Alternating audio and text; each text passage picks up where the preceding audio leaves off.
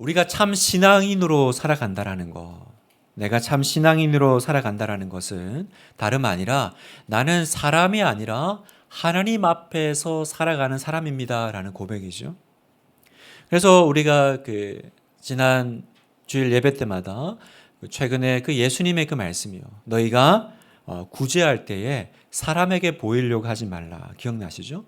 또 기도할 때도 골방에 들어가라. 그 이야기의 핵심이 뭡니까? 사람에게 보이려고 하는 구제와 기도, 또 금식 이런 것들은 만약에 네가 사람의 보상을 바래? 그 보상이 뭐겠어요? 사람에게 보이려고 하는 거니까 사람이 알아주는 거죠. 사람들에게 내가 보이고 알아주면 그걸로 보상이 끝난다라는 거죠. 그러나 하나님 앞에서 살아가는 인생을 결단하면 그 사람에게는 하나님으로부터 보상이 있을 것인데 그 하나님의 보상은 칭찬과 영광이 될 것이다. 그래서 여러분, 우리가 인생이요, 사람에게 칭찬받는 인생이 아니라 하나님께 칭찬받는 인생이 복된 인생인 줄 믿습니다. 지금보다 끝이 좋은 해피엔딩 인생이 정말 우리가 소망하는 인생이잖아요. 그러면 어떻게 하면 내 삶이, 내 인생이 해피엔딩, 끝이 아름다운 인생이 될 수 있을까? 해피엔딩이 되려면요, 두 가지를 기억해야 됩니다. 첫 번째는 그 끝에서 누가 나를 평가하는지를 알아야겠죠. 그렇지 않습니까? 끝에 가서 누가 나를 평가하는지를 알아야 됩니다. 내 인생을 평가하실 분은 누구세요? 나를 창조하신 창조자 하나님이심을 기억할 때 내 인생은 해피엔딩이 될 거예요. 아니 내가 아무리 스스로 나 자신을 나 그렇게 괜찮은 인생이야. 사람들이 참 부럽습니다. 아무리 칭찬해 준들. 우리는 결국 하나님 앞에 서야 될 운명인데 그 사람들의 평가 혹은 내가 나 자신에게 내리는 평가가 중요한 게 아니라 내 인생을 끝에서 심판대 앞에서 해주실 분의 말씀이 중요한 거 아니겠어요? 우리 모두는요, 하나님 앞에서 내가 어떻게 살았는지 다 평가받게 될 것입니다. 그래서 우리의 날마다의 삶은 정말 사람이 아니라 하나님 앞에서의 나의 삶을 준비하는 삶이 되어야 되는 거죠. 이것이 첫 번째라면 해피엔딩이 되기 위해서 두 번째 필요한 건 뭐냐면 나의 사명을 기억할 때 해피엔딩이 되는 거죠. 내가 해야 될 일을 아는 사람이 되는 겁니다. 여러분, 사명이란 뭐죠? 여러분, 사명은 어떻게 알 수 있게 됩니까? 사명을 알려면요, 먼저 필요한 것이 있습니다. 내가 누구인지를 알아야 됩니다. 내가 누구인지를 알아야 거기서 나는 어떤 일을 하는 사람인지를 알 수 있게 되죠. 이제 얼마 전에 파리 올림픽이 끝나고 이제 TV에 보니까 올림픽의 금메달리스트들 뿐만 아니라 우리 국가대표들이 자주 이렇게 나와서 인터뷰를 하더라고요. 자주 이렇게 TV에서 보고 있는데 참 보면서요. 야, 정말 국가대표의 삶이라는 게 진짜 녹록지가 않더라고요. 우리 일반인들은 도무지 상상할 수 없는 어떤 훈련의 강도를 견뎌내잖아요. 제가 한 메달을 따지 못한 태권도 선수의 인터뷰를 봤어요. 열심히 노력했는데 이번에 아무 메달도 못 딴 거죠. 그 선수가 이렇게 얘기하더라고요. 훈련 기간에 내가 너무 힘들어가지고 딱 한 번 주말에 쉬었는데 혹시 그것 때문에 메달을 못 딴 걸까요? 너무 가슴 아픈 얘기 아닙니까? 주말에 딱 하루 그냥 너무 힘들어가지고 쉬었는데 자기가 혹시 그것 때문에 내가 못 딴 건가? 그래서 훈련소 보니까 이렇게 플랜카드가 붙어 있는데 나보다 땀을 많이 흘린 자는 이 메달을 가져가도 좋다. 이런 어떤 글이 있더라고요. 얼마나 자기의 훈련 양에 대한 자부심이 세면 나보다 땀을 더 많이 흘렸으면 당신이 이 메달 가져가도 허락한다. 나 인정. 이런 얘기겠습니까? 태권도 선수의 이제 인터뷰가 끝나고 선수를 훈련시켰던 담당 코치 감독이죠. 감독의 인터뷰를 봤는데 그건 더 눈물 나요. 훈련 기간에 이 선수가 그렇게 콜라를 좋아하는데 한 번도 콜라 한 잔을 허락하지 않았대요. 그게 그렇게 미안하다고 울먹거리더라고요. 그리고는 뭐라고 하는지 아세요? 자, LA 올림픽 준비하자. 다시 또 준비하자. 여러분, 저는 여기서요, 신분과 사명을 받습니다. 나는 국가대표입니다. 이게 나의 신분이죠. 내가 국가대표라는 그 신분을 아는 사람은요, 나의 사명을 알아요.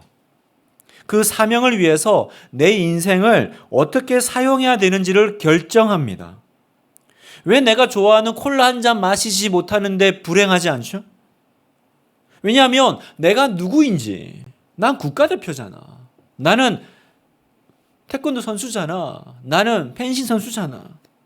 그래서 나는 그 사명을 위해서 뭘 해야 될지를 선택할 수 있는 거죠. 때로는 절제하고 포기할 수 있는 겁니다. 여러분, 사명이 있는 사람은요, 언제나 삶의 방향성이 있고요, 또 그 방향을 향해서 역동적이고 추진력 있는 삶을 살아갑니다. 한 시간도 하루도 허투루 낭비되는 것이 없는 것을 제가 이번에 정말 잘 봤어요. 여러분, 내가 누구냐, 또 나는 무엇을 해야 되는 사람인지를 선명하게 아는 그 인생이 여러분 복된 인생이라고 생각되지 않으세요? 그렇게 주위를 보지 않고 오로지 앞을 향해 달려갈 수 있는 그 인생이 진짜 행복한 인생이지 않을까. 아무리 힘들어도 그 인생은 부러운 인생 아니겠습니까? 분당하나교회 성도 여러분, 우리가 누구입니까?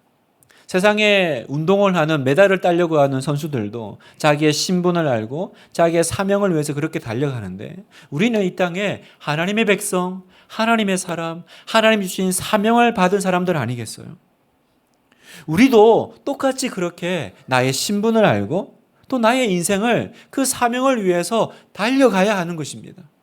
빌립보서 3장 14절을 같이 한번 읽어보겠습니다. 시작. 표대를 향하여 그리스도 예수 안에서 하나님이 위에서 부르신 부름의 상을 위하여 달려가노라. 우리도 달려갑니다. 여러분도 달려가셔야 됩니다. 표대를 향하여 하나님이 위에서 부르신 부름의 상을 향하여. 여러분, 여기저기 기웃거릴 시간이 없어요. 이것저것 다 할 시간이 없습니다. 세월을 아끼라 말씀하십니다. 여러분, 세월을 아끼라라는 그 말을 영어 번역을 보면 save your time입니다. 너의 시간을 구원하라는 거죠. 구원하라는 겁니다. 그냥 이것저것 그렇게 우리의 시간들을 낭비할 때가 아니라는 거예요. 나의 신분을 알고 하나님이 나에게 맡겨주신 그 인생을 향하여, 사명을 향하여, 주의 나라와 그 복음을 향하여 달려가야 할 때입니다. 대표 선수들처럼요, 우리도 이기기 위해서 전심전력을 해야 되고요, 훈련 받아야 된다는 거죠. 그리고 또 하나, 승리하기 위해서는요, 방해되는 모든 것들을 제거해야 됩니다. 그 앞에서 말씀드렸던 태권도 선수의 그 훈련을 보니까 한 가지 특이한 게 있더라고요. 뭐냐면 자기가 어떤 상황에서 실점하는지 실점 장면만 모아놓은 영상을 분석하더라고요. 득점이 아니라 실점이요. 왜 그렇습니까? 내가 언제 실수하는지, 내가 어떤 부분이 약한지를 아는 것이 승리하기 위해서, 이기기 위해서 너무 중요한 거예요.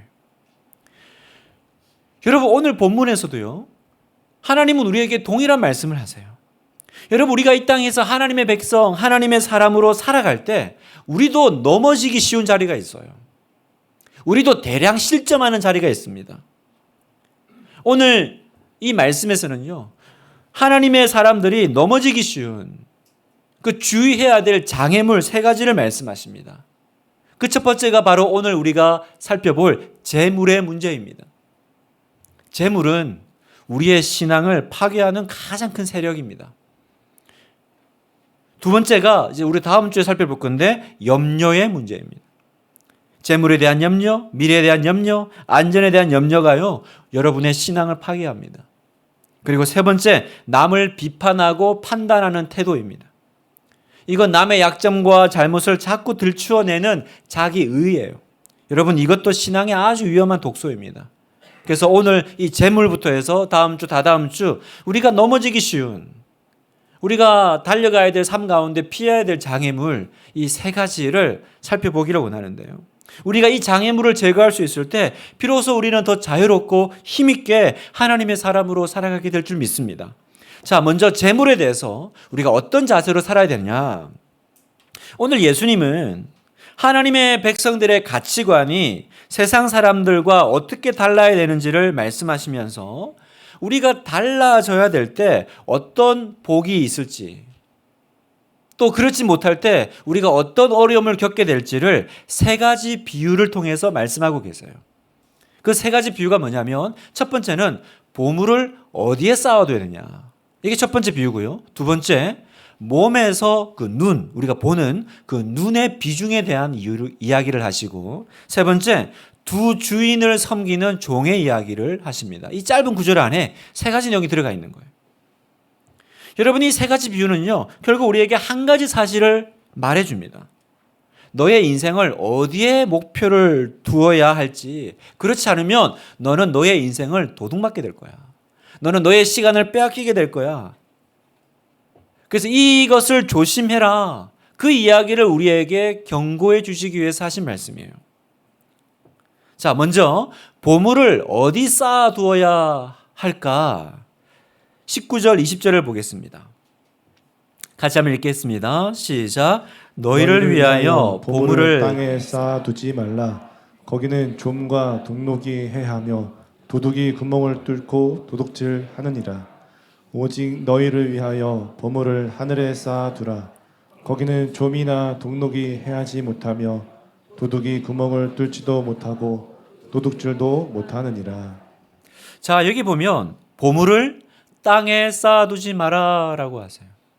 그 당시는 은행이 있던 시절이 아니니까 자기의 어떤 재산이나 어떤 재물을 자기가 아는 어떤 비밀한 곳에 이렇게 묻어두는 일들이 종종 있었던 겁니다.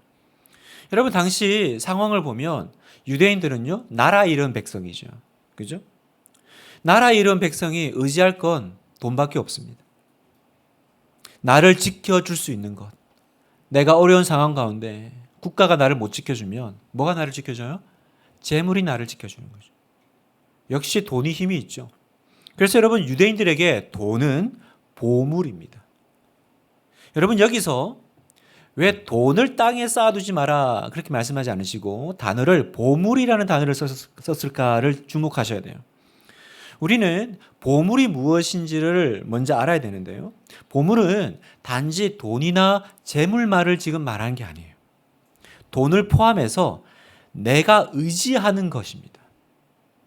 내가 가장 소중하게 여기는 것을 말합니다. 그 모든 것을 통칭해서 보물이다라는 거예요. 마태복음 19장에 보면 예수님을 찾아온 젊은 부자 청년이 나옵니다. 이 청년이 예수님을 만나고 싶어요. 그리고 자기가 얼마나 열심히 잘 신앙생활하는 훌륭한 청년인지를 막 이제 예수님께 이야기하죠. 그때 그 예수님께서 그 청년의 이야기를 다 들으신 다음에 이렇게 요구하세요. 자, 마태복음 19장 21절, 예수께서 이르시되 내가 온전하고자 할진대 가서 내 소유를 팔아 가난한 자들에게 주라. 그리하면 하늘에서 보화가 내게 있으리라. 그리고 와서 나를 따르라 하시니, 내 소유를 팔아 가난한 자에게 주라. 이 부자 청년에게 말했습니다. 조금 전까지 막 너무 의기양양했던 청년이에요. 그런데 이 예수님의 말씀에 청년의 얼굴이 갑자기 흑빛으로 바뀝니다. 22절, 그 청년이 재물이 많음으로 이 말씀을 듣고 근심하여 가니라. 여러분, 재물이 많은데 왜 근심하고 가죠? 왜 예수님은 이 청년에게 그런 어려운 요구를 하십니까? 여러분, 기억하셔야 될 것은 예수님은 만나는 부자마다 다 이런 얘기 안 하셨어요. 그 말은 뭐냐면 예수님은 그 청년에게 보물이 무엇인지를 정확하게 보고 계신 거예요. 그에게 있어서 보물은 뭡니까? 재물입니다. 재물. 예수님은 이 청년에게 가장 중요한 것, 의지하는 것이 뭐냐? 너의 재물이라는 거예요. 여러분의 보물은 무엇입니까? 어떤 분은 학문을 인생의 목표로 삼고 살아갑니다. 평생을 공부하는 데 매진하며 살아갑니다. 그러면요, 그 사람에게 학문은 보물입니다. 그렇죠? 어떤 사람은 권력을 목표로 한평생 달려갑니다. 그러면 권력이 보물입니다. 부자가 되기 위해서 한평생 돈을 모은다면 그 보물이 바로 그 사람에게는 돈이 보물이 되는 거죠. 여러분, 아브라함에게는요, 이삭이 보물이었습니다. 그래서 하나님은 너의 아들 이삭을 바치라라고 말씀하신 거예요. 여러분은 어떠세요? 여러분은 뭐가 보물입니까? 오늘 예수님께서 마치 부자 청년을 만나시면서 여러분에게 말씀을 하신다면 여러분의 보물은 무엇입니까? 예수님께서 그 보물을 지적하세요. 왜요? 그 보물 정리가 되지 않으면 그건 반드시 나에게 우상이 되어서 반드시 내 신앙의 걸림돌이 될 것이기 때문입니다. 마치 부자 청년이요. 예수님 따라가려고 온 청년이에요. 얼마나 귀한 청년이에요. 그런데 왜 못 따라가요? 자기 보물 때문에 못 따라가는 거예요. 큰 장애물이 되어서 보물 대신은 하늘의 보화가 있으리라 다른 보물을 얘기하셨잖아요. 그런데 그게 안 보여요. 이게 나에게 더 중요하거든요. 이게 나의 보물이거든요. 그래서 예수님 따르러 왔다가 못 따라가고 근심하고 되돌아갔다. 여러분 오늘 얼마나 이런 일들이 많이 있는지 몰라요. 예수님을 따라갈 용기가 왜 없습니까? 나에게 지금 다른 보물이 있는 거예요. 그래서 여러분 우리가 보물이 뭔가 이게 지금 단지 재물, 돈만을 얘기하는 게 아니구나 라는 걸 알게 되면 그래서 예수님께서 그 보물을 땅에 쌓아두지 말라라는 게 무슨 말인지 알게 됩니다. 비로소 깨닫게 되죠. 여러분 보물을 땅에 쌓아두지 말라라는 말은 결코 네가 그 보물 삼는 거 땅에 있는 것을 평생의 목표로 삼고 그것만을 추구하면 안 된다라는 것입니다. 그게 바로 보물을 땅에 쌓아두지 말라라는 것입니다. 왜 그렇습니까? 왜냐하면 그건 영원하지 않기 때문이에요. 그래서 예수님이 이어서 뭐라고 말씀하세요? 좀이나 동록이 상하게 할 거다. 좀은 뭐냐면 그 당시 이제 옷, 그죠? 아무리 뭐 좋은 옷은 그 당시에 재산이잖아요. 그 재산도 시간이 지나면 상할 거고, 동록은 뭐냐면 그 금속에 이렇게 녹이 쓰는 겁니다. 그러니까 뭐 아무리 좋은 것들도 시간이 지나면 변하고 상하잖아요. 영원하지 않다라는 거예요. 그리고 또 도둑질을 당할 것이다. 여러분 여기 말한 도둑은 단지 이렇게 도둑질 당하는 뭔가 빼앗기는 게 아니라 내 의지와 상관없이 일어나는 어떤 상황들 때문에 잃어버리게 될 거라는 거죠. 예를 들어 질병 때문에 건강을 잃어버리고 사업상의 실패 때문에 재산을 잃어버리고 그죠? 또 내가 사고가 나서 죽음을 맞이하는 그 빼앗기는 일들이 벌어지는 것, 그게 이 땅의 보물의 특징이라는 거예요. 이 땅의 보물은 영원하지 않다라는 거예요. 여러분 이 땅의 것은 영원하지 않죠. 영원하지 않으니까 어떻게 됩니까? 우리에게 참된 만족을 못 줘요. 그래서 참된 만족을 못 주는 이 영원하지 않은 것을 내 보물로 삼고 살아가면 어떤 증상이 나타나냐? 계속 목마른 거예요. 계속 목이 말라요. 마치 해가를 필요로 하는 사람이 물을 마셔야 되는데 콜라 마시면서 더 갈증에 시달리는 것처럼요. 더. 이것 가지면 또 더. 이거 된 줄 알았으면 그게 아니고 더. 왜요? 영원하지 않은 건 나에게 진짜 만족을 못 주니까 계속 그 안에서 타는 갈증만 느끼는 겁니다. 제가 제 인생의 첫 차가 중고 경차였어요. 중고로 뭐 전도사 시절에 이제 차가 필요해서 정말 이렇게 오래된 차를 어느 집사님을 통해서 받았습니다. 그런데 이 차가 계속 말썽이에요. 한 번은 이렇게 아기까지 태우고 가다가 고속도로에서 한번 이 차가 선 적이 있었습니다. 그래서 이거는 너무 위험하다. 그래가지고 그 중고차를 이제 정리하고 이제 큰 맘 먹고 이제 새 차를 산 거죠. 그 새 차가 이렇게 그 딜러가 이제 갖다 주시잖아요. 들어오는 날 진짜 주님 다시 오시는 것만큼 기쁘더라. 와, 얼마나 기쁜지 다 우리 남자분들이 이해하시죠? 자동 세차 못 들어갑니다. 다 손으로 닦아야 됩니다. 어떻게 그 험악한 그 자동 세차 그게 그 차를 넣을 수 있습니까? 얼마나 열심히 이렇게 닦고 조이고 만지고. 그런데 여러분 그 마음 얼마나 가든가요? 지금 차는 타는 또 그 차보다 더 높은 사양의 차입니다. 그래서 저는 막 더 행복하고 막 이 차 보면 막 환장할까요? 아니요. 그 감흥 오래 안 갑니다, 여러분. 영원하지 않은 거. 그때는 잠깐 기쁨을 주죠. 그러나 곧 끝나더라고요. 그럼 어떻게 돼요? 더 높은 사양의 차를 바꿔야겠습니까? 더 타야겠습니까? 여러분 이게 지금 예수님께서 보물을 땅에 쌓아두지 마라. 네 영원하지 않은 것에 그걸 목표로 추구하면 살면 안 돼라는 의미예요. 이유예요. 영원하지 않은 건 결코 만족을 줄 수 없어요. 그런데 내가 그걸 붙잡고 씨름하며 어떻게 되냐? 땅의 것에 마음을 집중하느라 결국은 내 인생을 도둑맞게 된다는 거예요. 내 시간을 하늘의 것은 보이지 않고 그 땅의 것 신경 쓰다가 아무것도 못하고 죽을 때 가서야 이걸 깨닫는 거예요. 얼마나 많은 분들이 인생의 허무함을 내 인생의 마지막에 가서 깨닫는지 몰라요. 내 인생이 뭘 위해 달려왔던가. 젊을 때는 모르죠. 그죠? 젊을 때 내 손에 건강도 있고 권력도 있고 내가 추구하는 것이 있을 때는 별 차이 안 납니다. 그러나 여러분 이제 나이가 들고 은퇴하고 나면요 다 똑같아집니다. 인생에 내가 그 평생에 붙잡았던 것들이 얼마나 나를 허무하게 만드는지, 내가 그 자리에 있을 때는 얼마나 사람들이 날 찾습니까? 내가 그 자리에 있을 때는 얼마나 풍성합니까? 그러나 그 자리에 딱 내려오는 순간 그 인생의 허무함과 그 서글픔을 이루 말할 수가 없어요. 그러면 어떻게 살아야 됩니까? 오늘 주님 우리에게 말씀하세요. 하늘의 보화를 쌓아두고 살아야 돼. 하늘의 보화를 쌓아두라는 거예요. 여러분 하늘의 보화를 쌓는 건 뭘까요? 교회 헌금 많이 하라는 얘기입니까? 자, 하늘의 보화를 쌓아두는 것이 뭐냐? 두 가지를 기억하십시오. 첫 번째, 청지기 정신으로 살아가는 거예요. 여러분 청지기 정신이란 뭐냐? 나에게 있지만 내 것이 아닙니다라고 고백하는 거예요. 이 세상에서 내가 누리고 소유하는 것은 하나님께서 우리에게 잠깐 맡겨두신 것이라는 거예요. 그렇죠? 그러니까 주인이 종에게 자기 재산을 이렇게 맡겨서 잘 관리하고 사용하도록 하는 것처럼 하나님이 우리에게 이 땅에 살아갈 때 지금 내가 소유하고 있는 거는 내 것이 아니라 맡겨두셨다라는 거예요. 맡겨두신 거기 때문에 여러분 청지기 정신은 세 가지 중요한 키워드가 있습니다. 그 세 가지 키워드는 뭐냐면 주인의 것, 주인의 뜻, 주인의 셈이라는 거예요. 것, 뜻, 셈을 기억하십시오.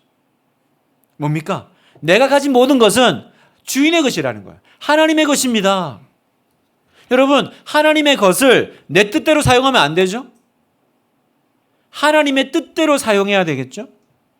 그리고 반드시 하나님 앞에서 내가 어떻게 사용했는지 결산, 셈하는 날이 올 거다라는 것을 기억하셔야 돼요.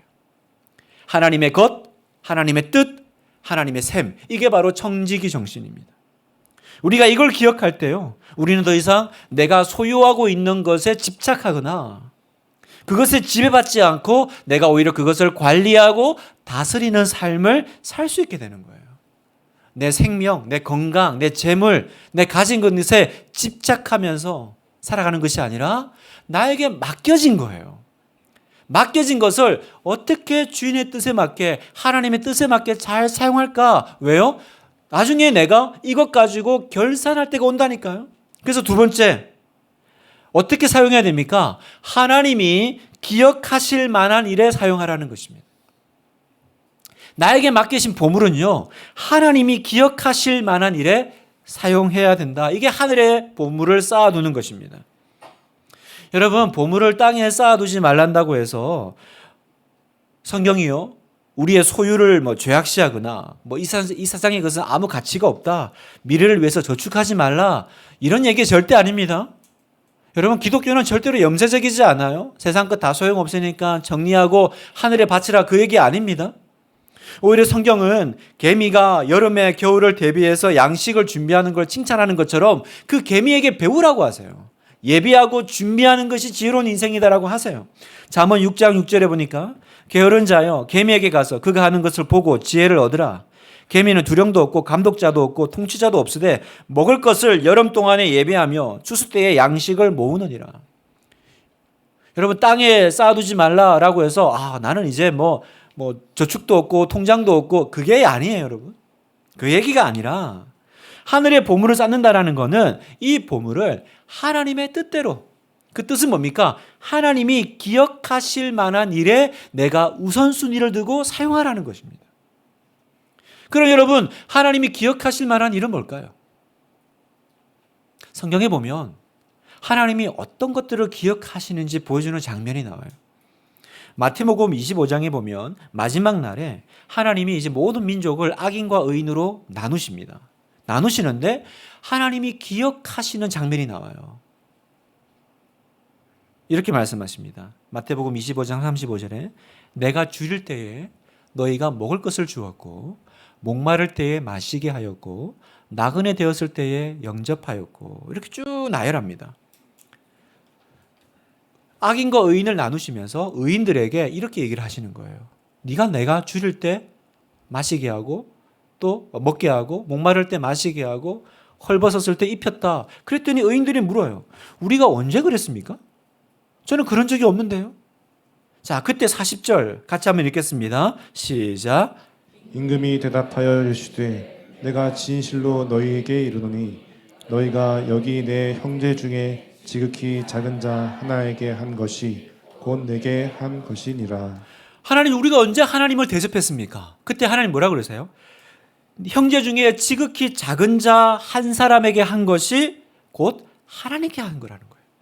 여러분, 소외되고 어려운 자들에게 베푼 것이 하나님이 기억하시는 일이요, 하늘의 보화를 쌓아두는 일이다. 하나님께서 그걸 기억하시고 마지막 날에 칭찬하실 것이다 라고 말씀하고 계신 거예요. 아, 하나님이 기억하실 일은 뭔지 아셨죠? 디모데전서 6장 17절에 보면 사도 바울이 디모데에게 한 번 더 강조합니다. 내가 이 세대에서 부한 자들을 명하여 마음을 높이지 말고 정함이 없는 재물에 소망을 두지 말고, 이게 뭐예요? 하늘에 땅에 제 보화를 쌓아두지 말라 그 얘기죠. 정함이 없는 재물에 소망을 두지 말고 오직 우리에게 모든 것을 후히 주사 누리게 하시는 하나님께 두며 하나님의 것, 하나님의 뜻, 그죠? 선을 행하고 선한 사업을 많이 하고 나누어 주기를 좋아하며 너그러운 자가 되게 하라. 이것이 장래에 자기를 위하여 좋은 터를 쌓아 참된 생명을 취하는 것이다. 선을 행하고 선한 사업을 많이 하고 나누어 주기를 좋아하고 너그러운 자가 되라. 이게 너의 미래에 네가 쌓아두는 거야. 자기를 위하여 좋은 터를 쌓아. 여러분, 이게 하나님이 기억하실 만한 일입니다. 분당 하나교회 성도 여러분, 여러분의 재물이, 여러분의 보화가 하나님이 기억하실 만한 일에 지금 잘 사용되고 있죠. 그렇게 되고 있을 거라고 믿습니다. 하나님이 기억하실 만한 곳에 흘려 보내지고 있죠.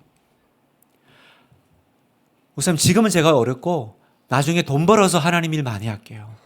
여러분, 없을 때 해야 있을 때도 하는 것입니다. 없을 때 할 수 있어야 있을 때도 하는 거예요. 지금이 바로 내가 하늘의 보화를 쌓아둬야 될 때라는 것을 꼭 기억하시기를 축복합니다. 하늘의 보화를 쌓아두시는 우리 성도님들 되시기를 축복합니다.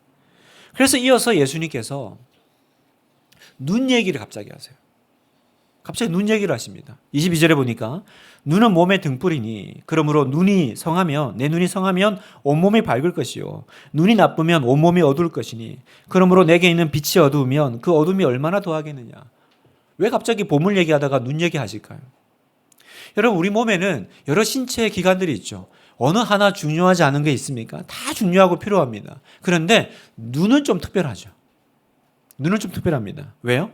눈은 내가 보고 그 본 것을 나에게 알려줘서 내가 어디로 가야 될지, 피해야 될지, 말해야 될지 그걸 알려주는 신체 기관인 거예요. 안경 쓰신 분들은 이런 비슷한 경험 있으실 거예요. 제가 어느 날 새벽기도 나오는데 한참 운전하다가 깨달았어요. 아, 내가 안경 안 끼고 왔구나. 어쩐지 안 보이더라고요. 뭐 이렇게 희미해. 정말 그때부터 막 온몸에 식은땀이 나는데요. 다행히 뭐 새벽이라 차가 없어서 망정이죠. 그때부터 비상등 켜고요. 정말 저속으로 엉금엉금 갔습니다. 왜 그렇습니까? 앞이 안 보이면 뭐 손발 다 있고 운전 잘 할 수 있어도 앞이 안 보이면 못 달려가는 거예요. 아무데도 못 갑니다. 여러분, 눈의 상태가 몸의 상태를 결정하더라고요. 그래서 예수님이 뭐라고 그러세요? 눈은 몸의 등불이다. 이해가 되시죠? 그런데 왜 갑자기 눈 얘기를 하실까? 여러분, 지금 우리가 안경을 안 쓰면 앞에 안 보여가지고 차가 있지만 못 달려가는 것처럼 여러분, 눈에 문제가 생기면 힘있게 못 가잖아요. 영적인 눈이 어두운 사람이 이렇다라는 거예요. 영적인 눈이 어두우면요, 인생의 방향을 못 찾아요. 어둠 가운데 계속 헤매게 돼요. 그런데 문제는요, 이 재물이 우리의 영적인 눈을 어둡게 한다는 것입니다. 여러분, 그렇습니다. 재물은 우리의 눈을 어둡게 하는 아주 강력한 세력입니다. 그래서 괜히 재물의 눈이 멀었다 이런 표현이 있는 게 아니에요, 여러분. 성도 여러분, 세상의 모든 사건 사고들을 보십시오. 그 모든 이면에는 돈이 있지 않아요? 재물이 있지 않아요? 돈 때문에 죄를 짓고, 돈 때문에 스스로 생을 마감하고, 돈 때문에 다른 사람을 해하고, 돈 때문에 부모가 자식을, 자식이 부모를 버리는 그런 폐륜적인 일들이 왜 벌어집니까?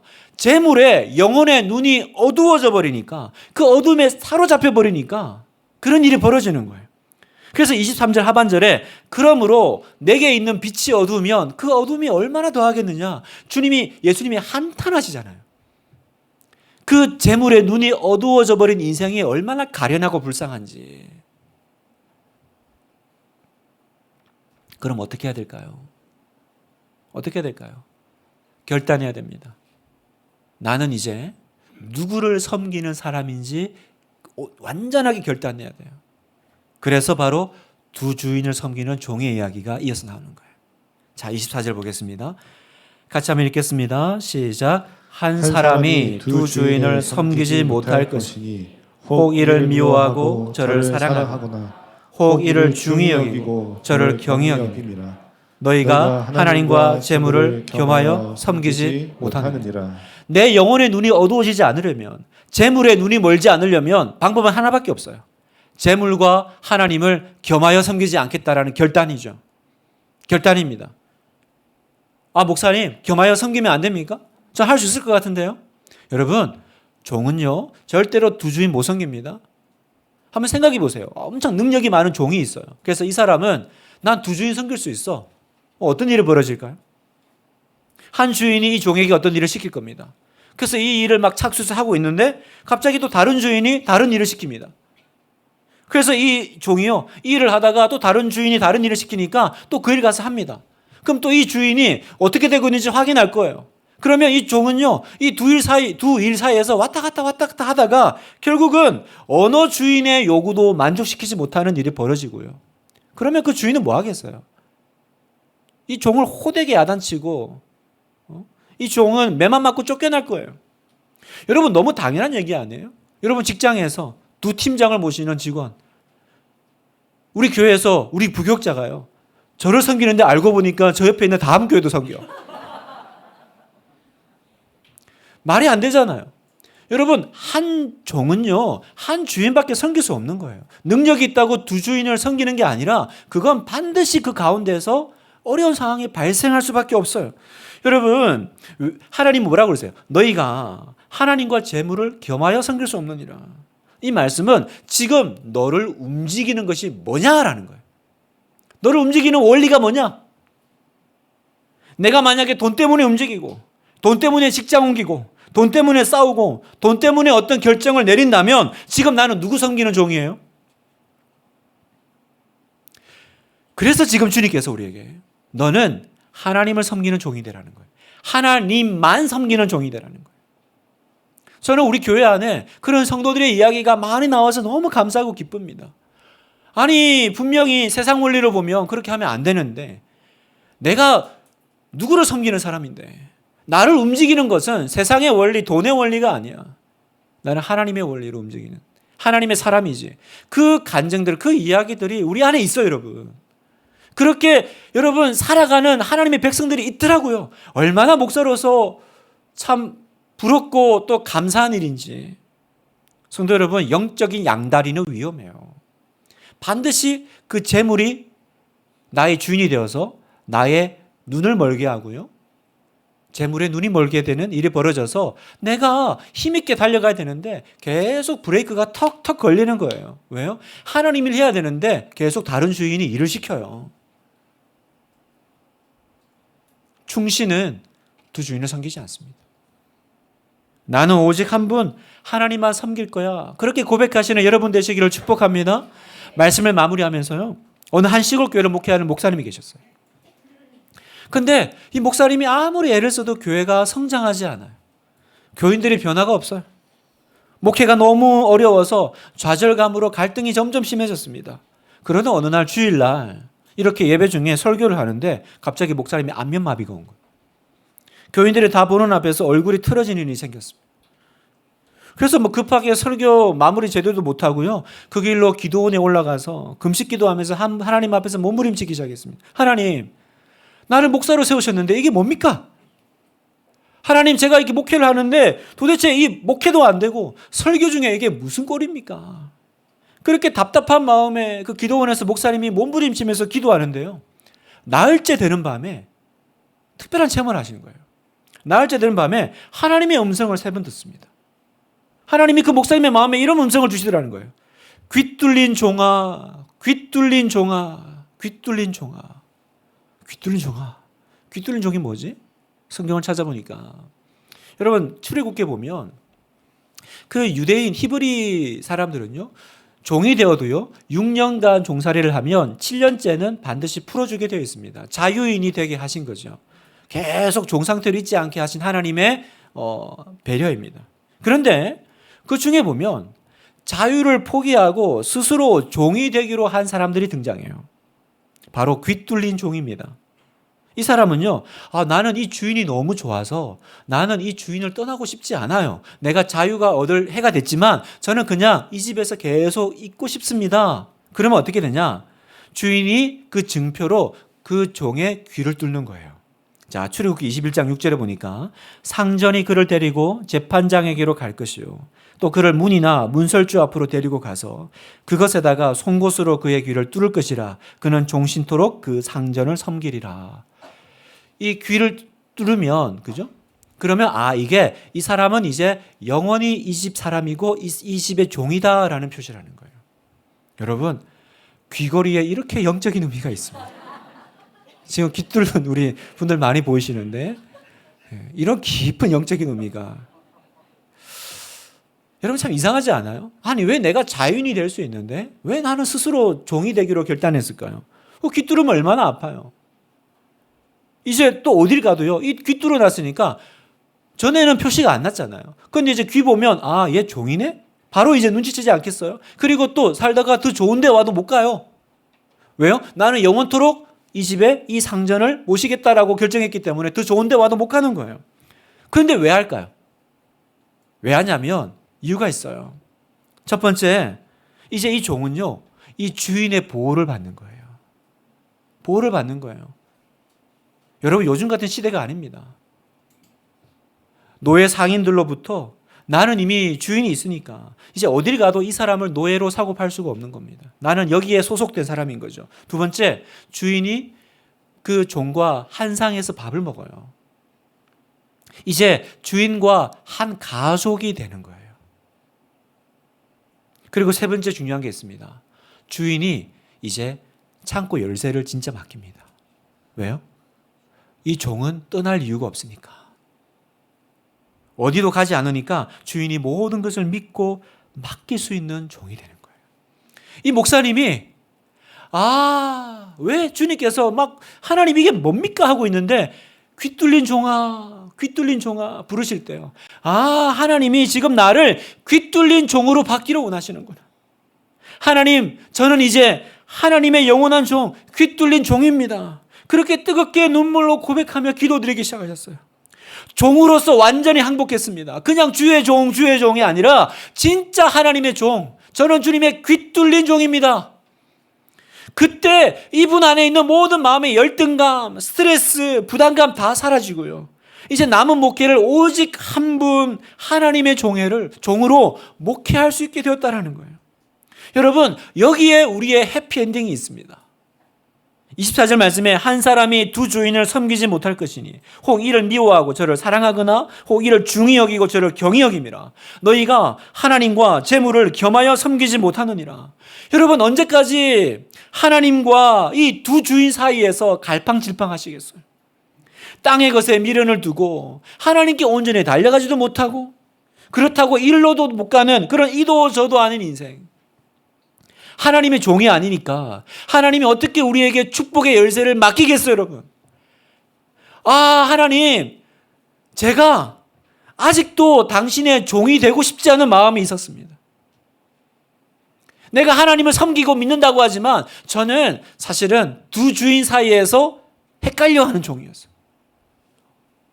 온전히 하나님만 나에게 말씀하시는 것이 아니라 나에게 말하는 주인이 너무 많았던 거예요. 이제 주님, 저는 세상의 종의 자리에서 벗어나 주님의 종 되기 원합니다. 사랑하는 성도 여러분, 귀 뚫린 종으로 하늘의 보화를 쌓아가는 복된 여러분의 해피엔딩이 되시기를 주님의 이름으로 축복합니다.